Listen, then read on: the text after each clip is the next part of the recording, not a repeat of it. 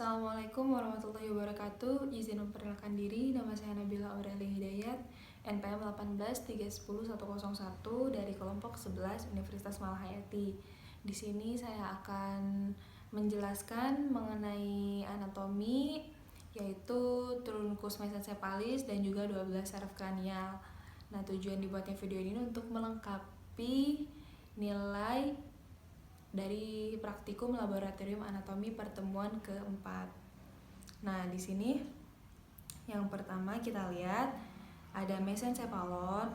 Di sini ada vermis cerebelli, ada tectum colliculus superior, ada glandula pinealis, ada aqueductus mesencephalli, ada substantia nigra, ada nucleus ruber, ada crus cerebri, ada nervus oculomotorius, ada pons, ada nervus trigeminus, ada fissura horizontalis, dan juga ada substantia graecea centralis, ada hemisferum cerebelli. Nah, di sini ada yang namanya glandula pinealis. Nah, glandula pinealis ini berfungsi untuk mensekresi atau menghasilkan hormon melatonin, di mana fungsi dari hormon tersebut adalah merangsang rasa ingin tidur atau keinginan untuk tidur, yang dimana diperkuat jika suasana lingkungan gelap. Lalu ada aqueductus mesencephalli, di mana aqueductus mesencephalli ini berfungsi untuk meneruskan aliran LCS.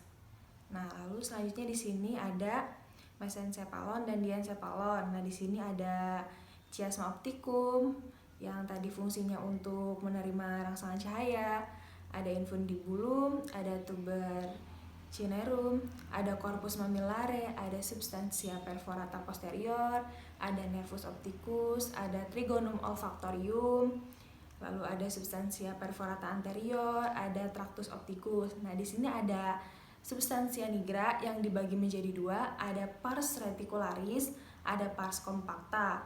Nah, lalu di sini ada pedunculus cerebri. Nah, pedunculus cerebri juga dibagi menjadi dua, yaitu ada crus cerebri dan tegmentum mesencephalli. Nah, selanjutnya ada metatalamus. Metatalamus juga dibagi menjadi dua, ada corpus geniculatum lateral dan corpus geniculatum medial. Nah, selanjutnya ada pulvina thalami, lalu ada aqueductus mesencephalli yang dimana itu untuk aliran LCS, dan juga ada substantia graecea centralis. Nah, selanjutnya di sini ada otak dan medula spinalis. Nah, di sini ada mesencephalon dan truncus encephalli. Di sini ada brachium colliculi superioris, ada corpus geniculatum medial, ada brachium colliculi inferioris, ada corpus geniculatum lateral, dan juga di sini ada pulvina thalami, ada glandula pinealis juga yang fungsinya masih sama, yaitu mensekresi hormon melatonin. Lalu ada colliculus superior, ada colliculus inferior, ada tractus opticus, ada pedunculus cerebri, dan juga ada pons. Lalu ada nervus trochlearis, ada trigeminus yang dibagi menjadi dua, yaitu ada radix motoria dan radix sensoria. Lalu ada velum medullare superius, ada pedunculus cerebellaris superior, lalu ada pedunculus cerebellaris medius, dan juga ada pedunculus cerebellaris inferior. Nah, di sini ada fossa rhamboidea sulcus medianus. Nah, fossa itu nama lainnya adalah galian.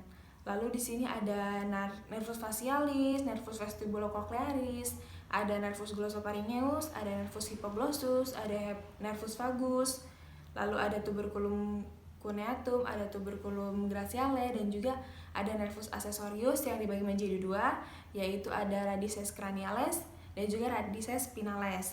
Lalu di sini ada cervicalis. Cervicalis juga dibagi menjadi dua, ada radix anterior dan juga radix posterior. Nah, ini ada fossa rhamdoidea.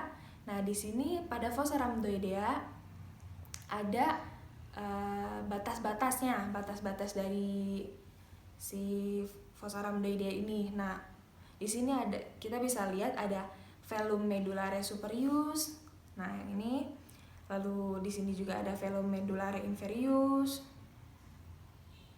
Dan yang di tengahnya yang memisahkan antara dextra dan sinistranya ada sulcus medianus.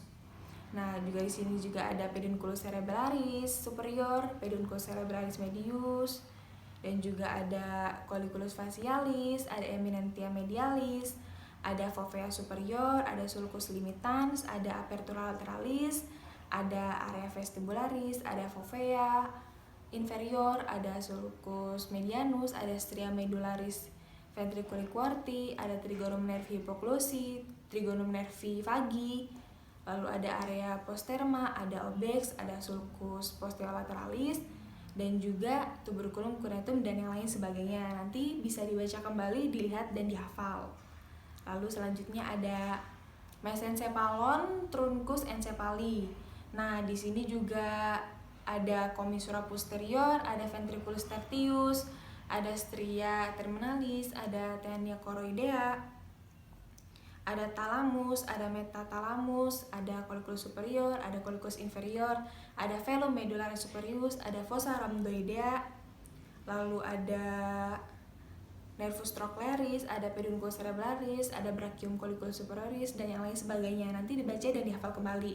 Nah ya, untuk yang truncus tadi, untuk yang truncus mesencepali, itu ternyata truncus encephali itu dibagi menjadi 3. Ada batang otak, ada pons, dan juga ada medula oblongata. Nah, lalu selanjutnya ada, nah yang ini udah tadi.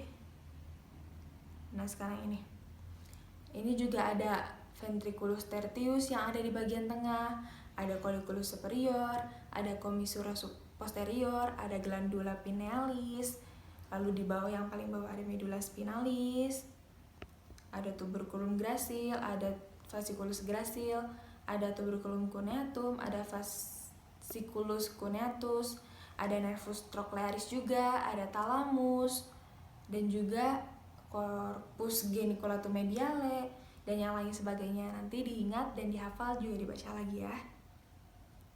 Nah, selanjutnya ada truncus encephali dan cerebellum.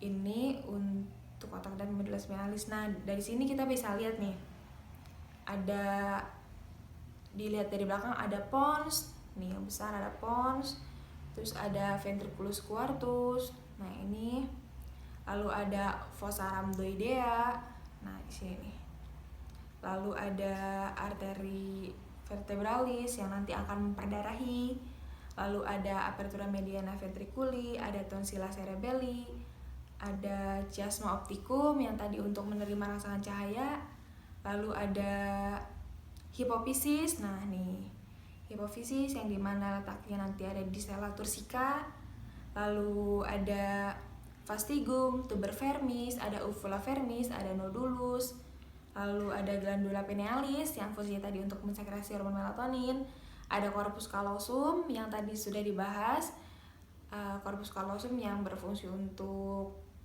memisahkan antara hemisferi kanan dan hemisferus kiri, lalu ada thalamus, ada plexus choroideus yang dimana dia fungsinya mensekresi cairan LCS, lalu ada fornix columna, ada foramen interventriculare, dan juga ada commissura anterior. Nanti dibaca, diingat, dan juga difahami lagi ya. Kita masih sama-sama belajar. Lalu selanjutnya kita buka halaman 251. Nah, yang ini. Di sini ada nuclei tuberculi, nuclei cerebelli.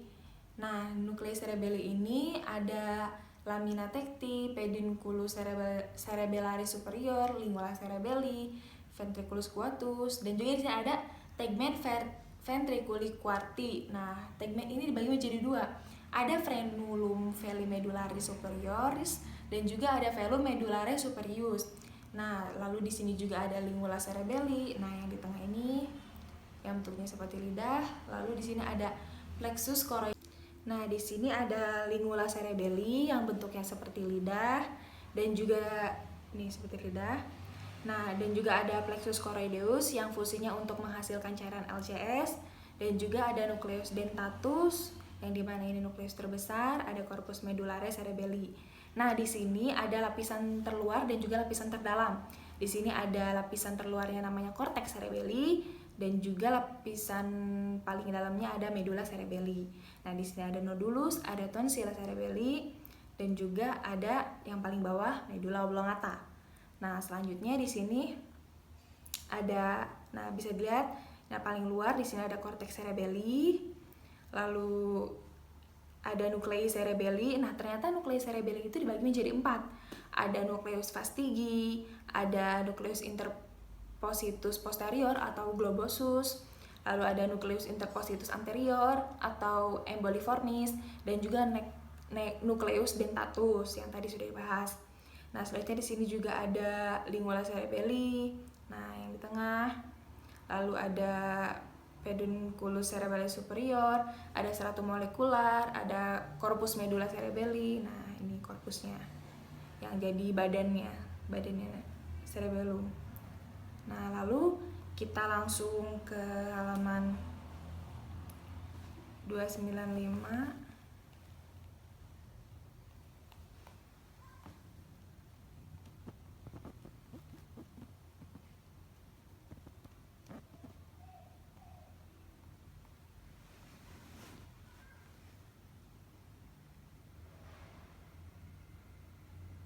Nah, di sini kita bisa lihat ada nuclei nervi craniales di sini. Nah, untuk yang warna merah, ini ada nuclei somatoeferen umum atau SEU, di mana yang warna merah ini yang dekat dengan sulcus limitan, sulcus medianus. Yang warna merah ini yang nuclei somatoeferen umum atau SEU itu fungsinya untuk pergerakan otot lurik. Nah, yang warna merah ini, nah yang ini warna merah. Nah, untuk yang nuclei visceroeferen umum atau VU yang warna kuning. Yang warna kuning ini fungsinya untuk involunter. Untuk visceroinvolunter. Lalu yang agak keunguan ini nuclei visceroeferen spesifik atau VES, itu fungsinya untuk pergerakan otot wajah. Lalu ini yang warnanya seperti Tosca, nuclei visceroeferen umum dan spesifik VAU atau VAS, itu fungsinya untuk pergerakan khusus. Nah, selanjutnya yang lebih kebiruan, ini ada nuclei somatoaferen umum atau SAU. SAU ini fungsinya untuk respon terhadap rasa nyeri. Lalu di sini yang warnanya agak keunguan, ini nih yang agak keunguan. Nah, itu fungsinya untuk nuclei somatoaferen spesifik atau SAS, yang dimana fungsinya untuk otot-otot wajah juga. Nah, kita bisa lihat di sini ada nucleus accessorius, nervi oculomotori, nah nuclei vestibularis itu dibagi menjadi 4, nucleus vestibularis superior, lateralis, inferior, dan juga medialis. Nanti dibaca kembali dan juga dihafalkan ya. Lalu kita langsung ke yang ini. Nah, untuk yang ini adalah nervus cranialis dan lokasi persarafannya. Nah, ada yang somatoaferen umum atau SAU, ada yang somatoaferen umum, ada yang visceroaferen umum, ada yang visceroaferen umum. Selanjutnya ada nervus cranialis. Di sini ada yang pertama ada nervus olfactorius, yaitu perannya dia di SSA. Lokasinya atau persarafannya ada di mukosa olfaktoria. Lalu yang nervus kedua ada nervus opticus, di mana dia perannya SSA. Lalu peran pentingnya dia di retina. Lalu ada oculomotorius yang perannya di SEU dan VEU, dia fungsi untuk otot-otot intraokular dan ekstraokular. Lalu selanjutnya ada nervus trochlearis. Nervus trochlearis ini ada SEU, di mana dia fungsinya untuk otot-otot ekstraokular. Lalu selanjutnya ada trigeminus, nervus trigeminus, yaitu perannya FES dan SAU, di mana dia untuk otot-otot pengunyah dan juga kulit wajah. Lalu selanjutnya ada nervus abducens, dia SEU untuk otot-otot ekstraokular. Biasanya untuk otot-otot yang ekstraokular itu dia fungsinya untuk pergerakan bola mata. Nah, selanjutnya ada nervus facialis, yaitu perannya FEU, FES, SAS, dan juga SAU, di mana dia fungsinya untuk otot-otot ekspresi, organ pengecap, dan kelenjar. Lalu selanjutnya ada nervus vestibulocochlearis, dia perannya SAS untuk keseimbangan dan juga pendengaran. Lalu selanjutnya ada nervus glossopharyngeus, dia perannya FEU, FES, SAU, FAU, dan FAS. Fungsinya untuk otot-otot faring, kelenjar parotis, dan juga ada nervus vagus, sama seperti nervus glossopharyngeus. Nah, sama. Namun ada beda pada predileksi. Di sini ada otot-otot faring, laring, dan juga organ dalam. Nah, selanjutnya ada nervus accessorius, dia perannya FES, dia fungsinya untuk musculus trapezius dan sternocleidomastoideus. Nah, yang di sini. Lalu ada nervus hypoglossus, nervus ke-12, yaitu peran untuk SEU atau untuk otot-otot lidah. Nah, untuk melihat SEU, SSA itu apa? Nah, bisa dibaca di sini. Lalu selanjutnya di sini ada Lalu selanjutnya kita langsung ke klinis. Nah, di sini klinisnya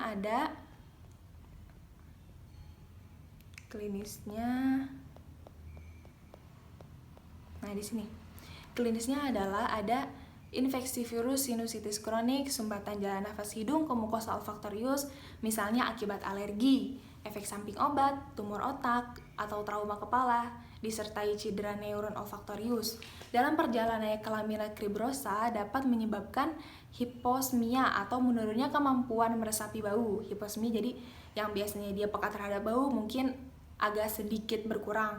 Lalu di sini atau anosmia ini tidak mampu persepsi bau, jadi dia tidak bisa mencium bau sama sekali.